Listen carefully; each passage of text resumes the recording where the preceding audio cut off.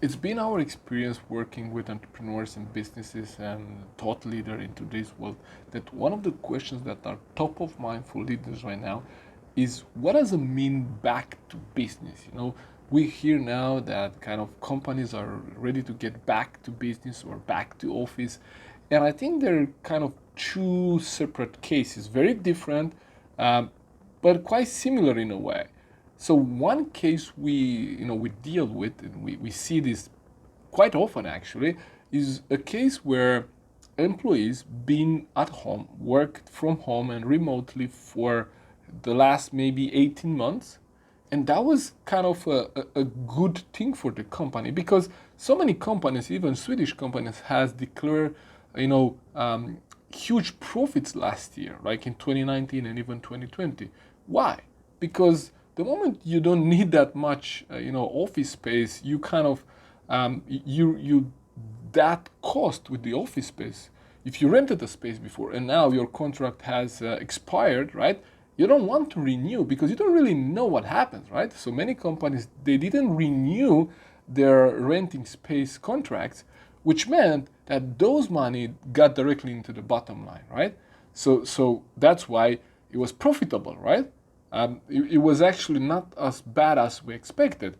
I'm talking more bigger company, right? Small companies been hit, more severely than bigger companies. But for a bigger, larger organization, um, most likely that has been the case. So people worked from home, they saved money on space, right? On office space, and now they have a dilemma, right? Should we have people come back to office or should we keep that kind of, working environment? And I think the challenge that I see companies having is like how do we communicate to our people that we kind of want them back into the office, right? Because one example I heard of, one of my really good friends, shared with me an example of a company that, from day one to day two, what they said is, well, you've been working from home for 18 months now. I think everyone should go back to office. And people say, whoa, whoa, whoa, whoa, whoa, where is that coming from? I mean, we've proven to you that we can, be effective and work from home. Why do you want us in the office, right?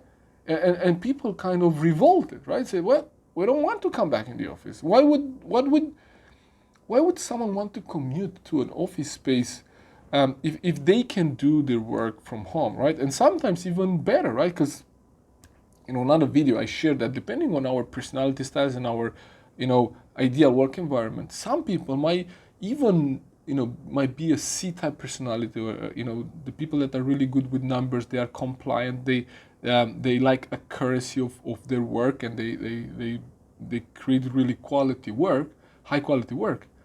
These people need a quiet environment. They don't like to be interrupted. They don't like you know um, a loud environment. So for them, probably if they have that at home, it has been even a better time and more productive time. So why would you as an employer want your team to come back into the office? And how would you communicate that with your team, right? How would you be able to communicate why it's important for you to come back, for them to come back in the office? So I think this is a quite actual and a very relevant question that so many businesses ask themselves, right? And so um, I'm curious to know where you're at right now. What is on your mind? What's your situation? Are you having people working from home and you would want to have them back into the office, or you want to keep it that way? I'll be very curious to know where do you see the future of work being, and let's comment below and let's start the conversation about this because I'm very curious about your point of view.